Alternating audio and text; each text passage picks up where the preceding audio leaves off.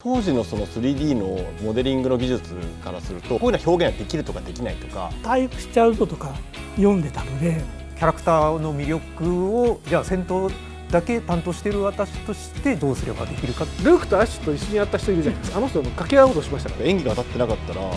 絶対成立しないなと。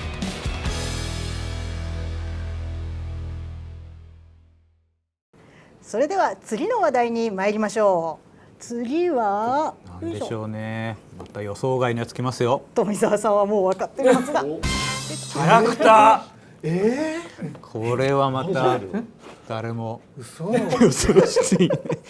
もう流れですね。はい、これはさっきもキャラクターの話もちょいちょいもうね出てきましたけれど、はい。まあストーリーの話してキャラの話が出ないわけがないというところで、まだまだ語り足りないところも含めてお話しいただきたいですが、やはりテイルズ・オブといえばキャラクターの魅力というものがもう本当にこう25年経っても色あせない、そういったシリーズにおかげさまでなってきているというところもありますが、ストーリーとの関連はもちろんなんですけれど、やはりそのキャラクターのデザインであったりとか、キャラクターデザイナーイラストレーターの皆さんとのコラボレーションによってもたくさんのキャラが生まれてきたわけですけれども、そういったところの誕生秘話も含めて伺えるといいかなと思っております。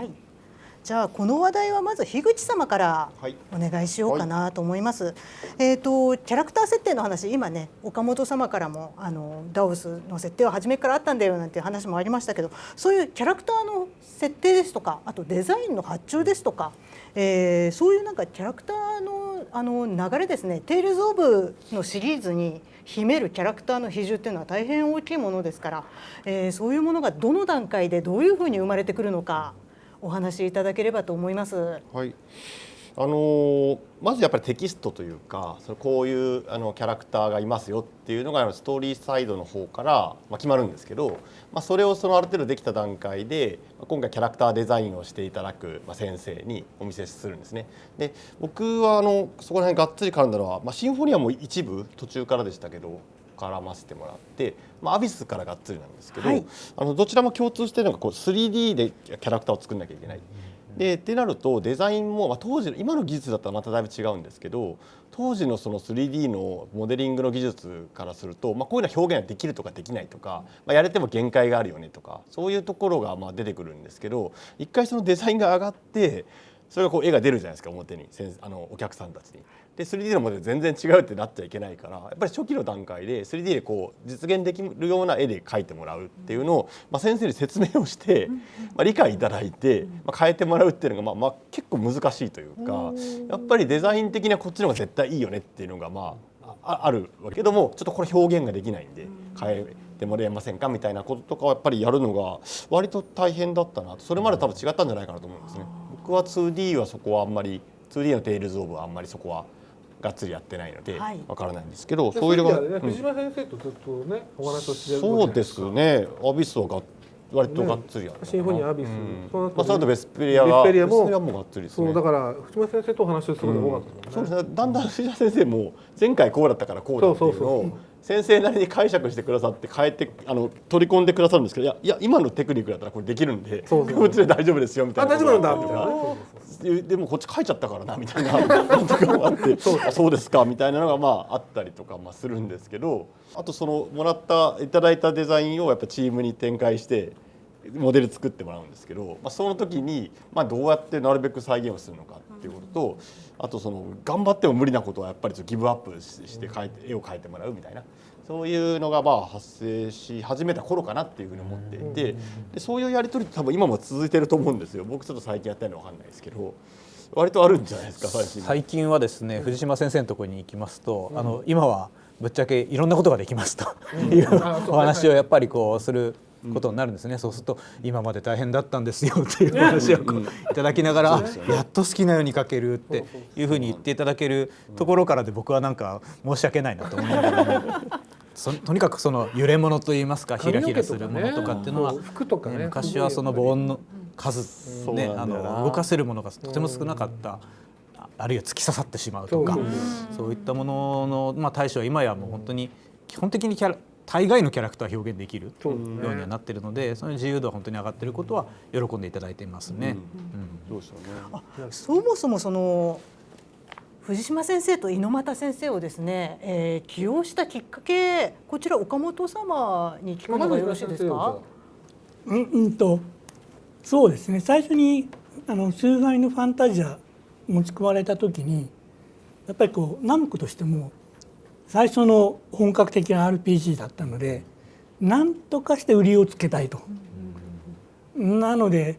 その某 DQ とか F にはかなわないまでも隠れてないですよね F まあ他の RPG のね、先行している RPG にね、なんかそれを、なんとかこう特徴をつけたい、ということでイラストをお願いしようということになったのが発端です。で石島先生に決まったのは当時の担当者がなんかいろいろ同期に聞いたりいろんな人に聞いてこれですというふうにこれはどうですかっていうふうに上がってきたので個人的にもほら逮捕しちゃうぞとか読んでたので、まあいいねとすんなりと決まったっていう感じですね。岡本様が逮捕しちゃうぞを読んでたっていうのが面白いトピックでしたね。間違いなく読んでますよ。アフタヌーンで僕も読んでました。読んでた。当時僕15歳でした。なんと覚醒のそうなんです。時代を超える感じがします。先生にはすぐお話できたんですか？すぐ。これがね最初は全然つながりがないんで、広告代理店から講談社経由でお願いしたんですけども、講談社につながったのね。アフタヌーン編集部から行ったんですね。なので最初はダイレクトに話することができなくて、その辺の意思の疎通が最初難しかったですね。ファンタジアの頃からなんかいろいろちょっと話したらダイレクトにお話してもいいんですかって聞いたらいいですよって言って、それから結構そのダイレクトにお話しさせていただいてます。はい、なるほどなるほど、そういうきっかけだったんですね。猪俣先生はどういったきっかけで？猪俣先生もなんか最初探してたんですよね。猪俣先生は数紙と PS ということで、どうしようかな、その後全然ぐちゃぐちゃになったんですけども、なんかひょっとしてここでシリーズ分けたらいいんじゃないかなと思って、じゃあイラストレーターも変えた方がいいかなっていうことで新しい方にお願いしようといろいろ考えて、これもで最終的に猪俣先生がいいなっていうことにしてお願いしようとなったんですけど、これもまたつながりがないと。これね記憶がちょっと定かじゃないんだけども、鉄拳チームになんか結城先生が遊びに来てて、でそこから紹介してもらったような記憶がそうなんですか？あるんで、これちょっと嘘かもしれない。なんかね一番最初だから当時のそのトイだとかナトイとかがナトイだかな分かんないけど、なんか画集とか持ってきてこの先生とこの先生とこの先生との中に猪俣先生いらっしゃったんですよ。でこの絵がいいとかっていうのを言ってて、ああそうなんだっていうのをなんとなくちょっと遠い距離であるところから見てたんですけどね。猪俣先生の宇都宮子以来のフそうなんでァンですすから。宇都宮子とかあと単行本の表紙とかもねやってらっしゃるので、すごく一枚絵の綺麗さっていうのをすぐ定評があった人だったし、これはもし描いてもらえるんだったらいいよなっていう、あと女性のねイラストレーターの方だったんで、全然また違うテイストというか、味が出ていいかなと思ってたんですよね。そんな大変だったんだつなぐのが。だけどなんとかつながっちゃった。そうね、意外となせばあるもんなんですよねこれがね。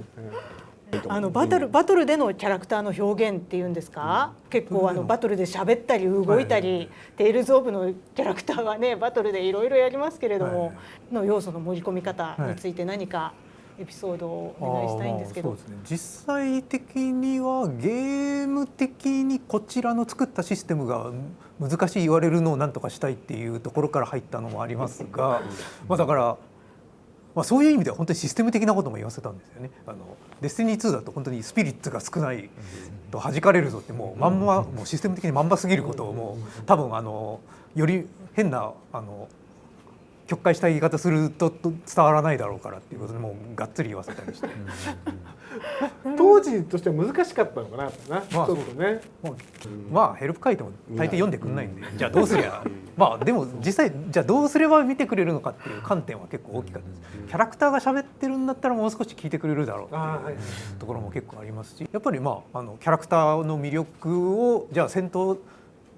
だけ担当している私としてじゃあどうすればできるかっていうところを私なりに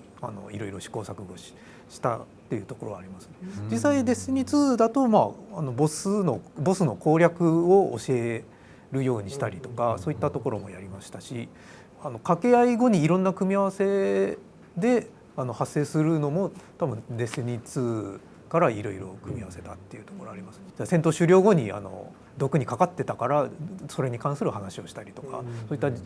ーザーがやった行動によって生まれたんだよっていうところにすることでなんか自分がやってる気になるなっていう風になるんじゃないかなと思って。結構開発的にはギャンブルですよね。例えば仕様が変わったりバランスが変わったりしたのをボイスで最初やってたんだけど、最終的に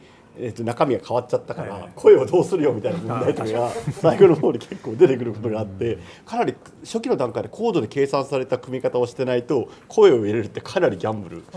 なんですよ。そうなんですね。その点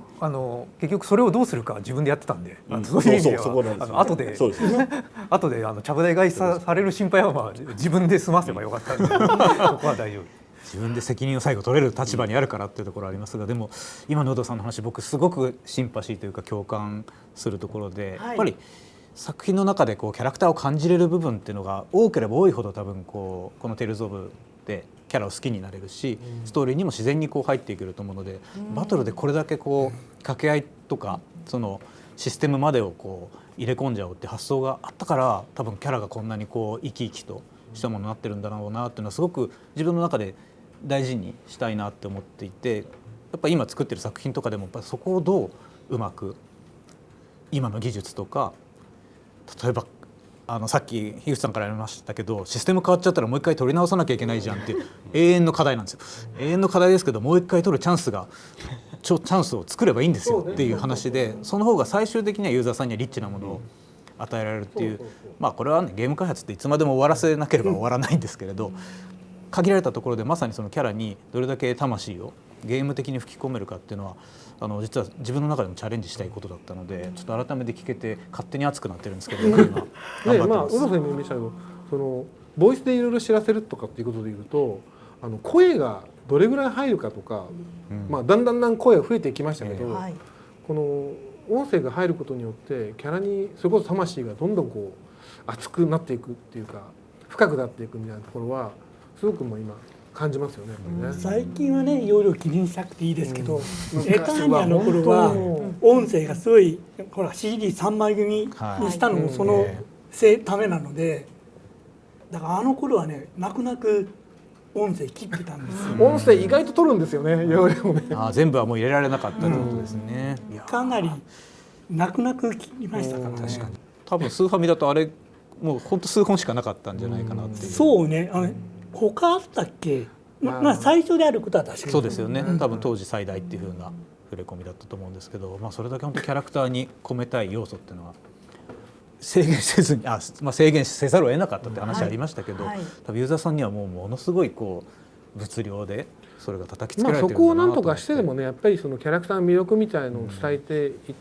いかないとなっていう使命感はありますよね。そうですね。そうしてるところ楽しくないしさみたいな感じですよ。ワンタージはゲーム中は音声ないですけど、実は体験版っていうかゲームショーバージョンあったんですよ。そんなのあったんですか。当時はまだゲームショーっていうかそういう合同展示会みたいなのがあって、その時にロムを持っていくんですよ。でガチャって挿してパッと音出たらモニターから音出るじゃないですか。声を出るね、ちゃんと喋ってるんですよ。それをだからビデオねってずっとみんなが言われてて、これほら今ロムをねって言うんだけど全然分かってくれなくて、ちゃんとドット入れた流れちょっと見ててミンとか喋ったり掛け合いするんですよ。そういうショーバージョンがあったんですか。そうなんです。ちゃんと一生懸命作ったのにビデオ扱いしてる。新しすぎたですね。でもあれは本当画期的ですよね。こんなそのボイスドライバーというかサウンドドライバーこんなことできるんだっていうのは分かった人にはびっくりされたと思いますよ。だけどもう今としては何も残ってないよね、ビデオもロムも。そうか、何も残ってないんだっけ。当時の形としては製品版のロムぐらいしかないかな。だから開発はあるかもないかもしれないですね。開発もう見つけられないだろうな。そうですね。ぜひ発掘していただきたいものです。はい、アーカイブにしたいですね。ボイスの話続きました。声優さんやっぱり大きな役割をしていたってことなんですかね、キャラクター作りに。大体オーディションやるじゃないですか。はい、オーディションやるんですよ。主役も含めてですけど。まあ全員はやんないです。そうね、全部はやらないですけど、基本は主人公とヒロインというか、この2人をメインにしたオーディションをやるんですけども、これオーディションを受けた人の中でパーティーキャラクターもこの中で選んでするっていうこともあるんですけど、大体ずっと今やってるんですかね、わかんないですけど、やってます。オーディションでやって大体目星この人の声が合うかなっていう人を何人か選んでオーディションやってもらって、その中で選ぶっていう感じにしてましたね。意外とだからこの人かなと思ったら全然イメージ違うとかっていうのもあるんですよ。違うんだみたいなね。そうで意外な人がなったりとか結構現在人気の声優さんを早い段階から使われているようなイメージありますよね。ディスティニー2の時にね、福山潤さんやっていただきましたけど、あの時まだ福山さん若かったんだけど、何しろ声優量が多いんですよ。ものすごい主人公だから喋るんですけど、だから元気な声が潰れそうにないみたいなところをたくさん喋っていただくし、あとスタジオに何回も来ていただくんで、どちらかというと若手がいいかなみたいなねそういう感じでそういうこともあったわけですね。だから作品によって若手中心のと、結構ベテランも入ってるっていうのがあるんですよね。だからそれはねやっぱりシナリオ担当とかの好みはあると思います。オーディションで選ぶのはシナリオ担当さんも。いや結構シナリオ担当の好みは聞きますけど、いろいろ人の意見は出てると思います。声優の事務所さんからいわゆるお試し版というか、CD 当時 CD でいっぱい声が入ってるのもらってこうやって聞いてとかってやってましたよ。サンプルボイスをねいろいろいただいたりして、結構やっぱりシナリオを書かれた方が最初から指名されてるキャラクターがあるじゃないですか。それはやっぱり他の人に当ててもらったことはないので、本当かどうかって言われると自信がない面もありますけど、だけどやっぱりこの方でよかったなっていうキャラクターにやっぱり出来上がってる気がするので、そうですね。基本はやっぱそこは守った方がいいんじゃないかなっていうのは思いますね。そういう当て書きのパターンって結構多かったですか？たくさんはない。中にはある。そうね、シリーズっていうか一作のうちに1人2人はいましたね、大体。ジェイドとかそうじゃない。ジェイドそうですね。ジェイド多分そうですね。あれは小林さん想定して多分セリフも書いてるんでぴったりですもん。イメージも膨らむんでしょうね。その逆のパターンもあって、結構プロダクションの方とか音響のディレクターさんが想像されて選ばれるキャラクターっていうのも結構あるので、この方になったんですねっていうのを僕らが知るっていう時もあるんですよ。でどうなるんだろうと思ってたらなんかすごくやっぱ良くなったりとか、あとやっぱり演技の性質とか上手さっていうのは過去のその方が担当されてるキャラクターとか、あとは声の質とかでなんとなく想像つくんですけど、お人柄とか分かんないじゃないですか。例えば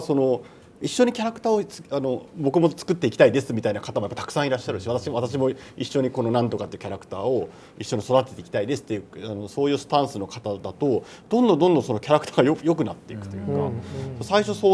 テキストから見えないなんかキャラクターの演技というか、そういうのが生まれたりとかする相乗効果もあったりとかで、やっぱり役者さんはもう本当に今でもそうだろうけどものすごい大事で。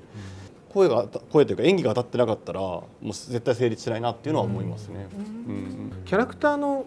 もともと設定上の性格にすごい似てる声優さんとかがなる場合もあるんですけど、やっていただく場合もあるんですけど、そういう時ってすごい本当に本人がやってるみたいに自然なんですよ。これはこれで面白いですよ。音声収録私好きでよく言ってたんですけど、物ができていく瞬間なので魂が込められる瞬間というか、あれは本当に皆さん機会があればぜひ一回やった方がいいと思うので、本当に面白いです。もしよろしければ。ありがとうございます。音声収録の現場は本当に楽しいですよ。ただね、長いんですよ。長いですよ。もうね。特にテールズは長いですね。とにかく長いので、さっきのね。思い出したけど、僕一番最初に立ち会ったの、初めてテールズオブの収録立ち会ったのってゲームの収録じゃなくて、デスティニー2の一番最後のアニメムービーの収録だったんですよ。もうすごい感動しちゃって。あのシーンだから初めて聞いたのがあのシーンで、もうなんかこの仕事なんかちょっと関わってよかったなってなんか最初に思ったなと思うんですよ。しかもでっかいスクリーンで見なかった。見ました。だからなんて恵まれた仕事なんだって思ったんですよね。それを思い出しちゃったの。ぜひ機会がありましたらぜひ、もうこれをご覧の皆さんも機会があったらぜひありますかね。ないかもしれないけど、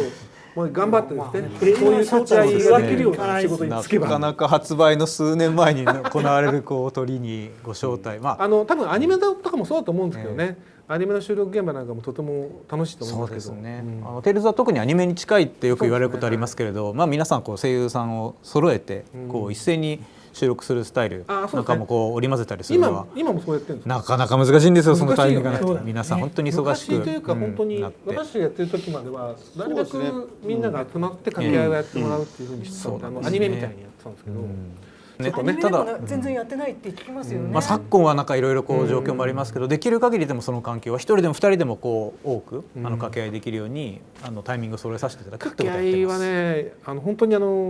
できるだけやった方がいいと思う。本当に空気感が違いますからね。空気感が違うし、被るとかできるんですよ。そうなんです。被せるとかこう途中で入ってくる。そうなんです。あれができるとずいぶんやっぱりテンポが、ね、変わってくるんで。ま